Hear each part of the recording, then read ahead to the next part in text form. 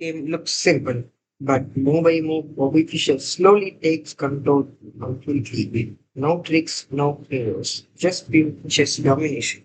So let's start the game. Welcome to Checkmate City, and today we are going to see the game of Bobby Fischer and Spassky. It's the round two.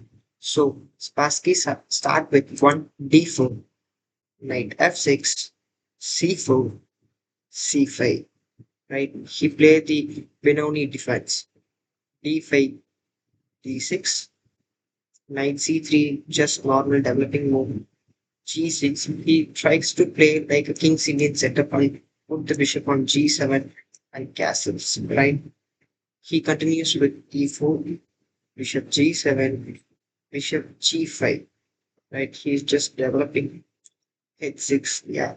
It's typically a good move to go back the bishop to a e3 or h4, but it slightly weaks to g7 and f7, right? So sorry, the g6 is slightly becomes weak. Bishop h4. Here, white can play the move like bishop f4, right? He can keep the bishop on this diagonal itself, but he goes to bishop h4, which is slightly a miss, right? g5, bishop g3, queen a5, just making a pin the c3 knight skin, right? Bishop d3, which is slightly inaccuracy because he thinks that this pawn is something weak and you need to support it with bishop d3. But maybe f3 is good to support this, or you can just play the move like queen d2. Right? If knight e4, then knight takes e4. It's a complete blunder, right? You can't take the knight. If you take the queen, then the knight back take the queen. So queen d2 is simply a nice move, but he played the move bishop d3, slightly in accuracy. And here black played the move, really just knight takes e, right? White respond with bishop takes e4, bishop c3, which is a great move, and we take c3, queen c3. Right here you can't play the move queen d2, so right play the move king f1. Yeah, it's a great move, right? Because queen d2 and we play f5. He attacks the bishop on f4, right? So black's bishops, knight, rooks are not developed, but he's attacking the white king, right? It's a great position for black. Let's see how white continues, right? Rook c1, which attacks the c3 queen, queen f6, queen goes back to the safe square h4, right? Here, just white sacrifices his bishop, right? You know why? Let me tell you, right? H4 is a great why because if you take this, then queen h5 check, your king is gonna be weak. So if then king d8, then h takes g5, right?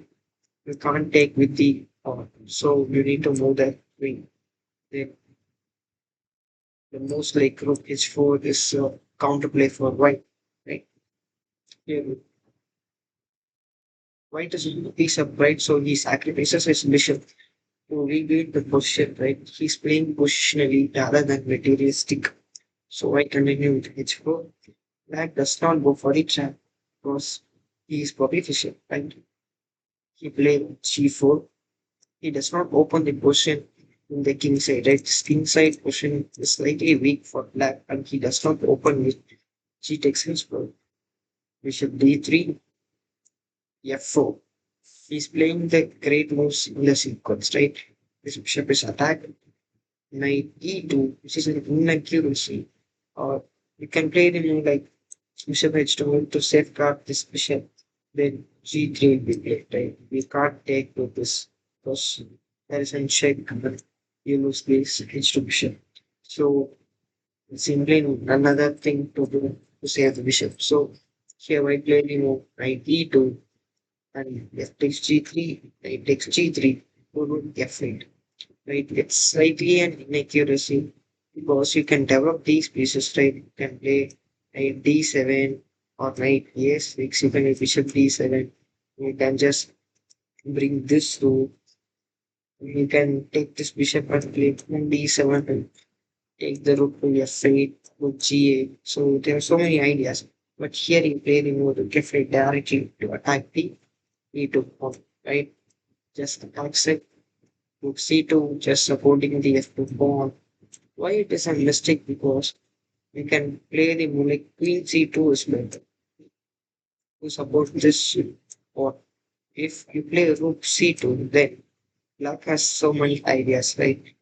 He has an idea to bring his queen to f4. So he's just attacking the queen.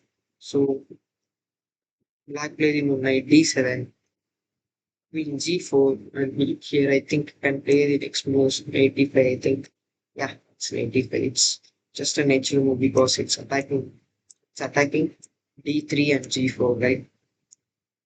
And this bishop also attacking g4. So discover attack. So queen e4 supporting d3, bishop d7. I have told you, right? He's just developing the pieces in the queen side. King g1 is safeguarding the king triple, just bringing in this rook to the game. Right, these three pieces are going to triple up and attack the f. So f1 to g8 to attack the g3 knight, right? And to attack g2, f4, knight c4. Yeah, it's a kind of sacrifice, right? It's a great move because if you take with Fischer, then rook takes g3, right? You can directly take rook takes g3, but f takes g4 is going to come, right? Can take this simple win for black because of this great position. Here he sacrifices his knight for a pawn, right? It's- Why? Because if you take knight to g3, if you take this and this pawn structure becomes weak. So to overcome this problem, he takes first on knight c4. If you take back with the or knight h5 was played. If you take back with this, then you can just take this. So he is in that calculation. So he play the move knight h5, right?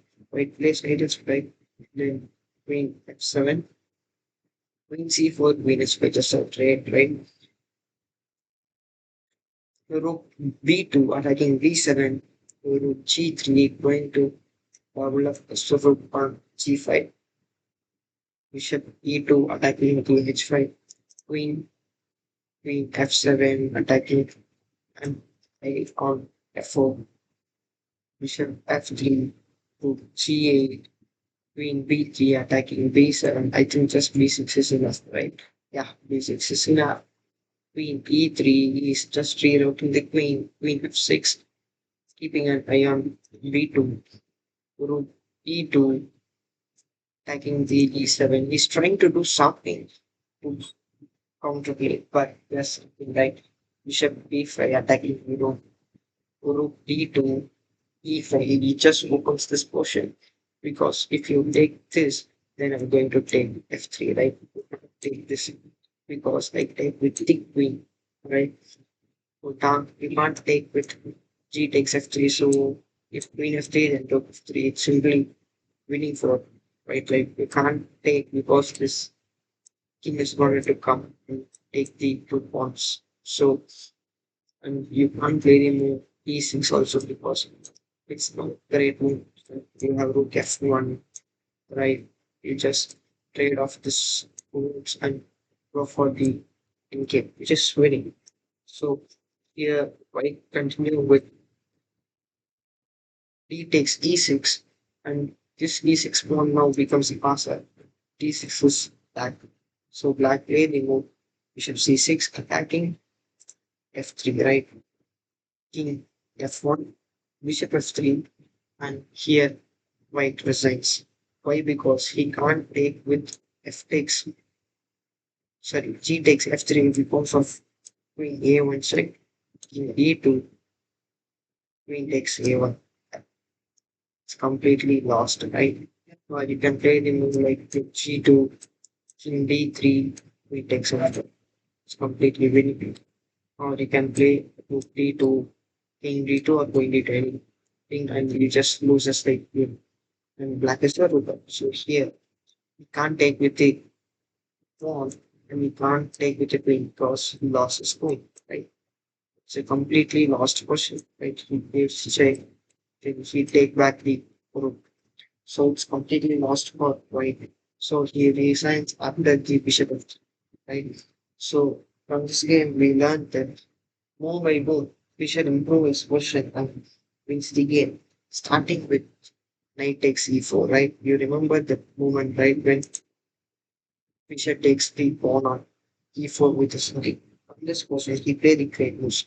Like bishop c3 is a great, queen c3 is forced, f5 is great, right? Then queen f6 is guards, h4 is great. He played the move great move g4, then f4 is great. Then it takes g3, knight takes g3. He played the continuous great moves. So he improves his position to great things and attack the white king. So from this game, we conclude that we learn how we should improve our position by move. So like this video, subscribe to Checkmate City for more videos and let me see you in the next video.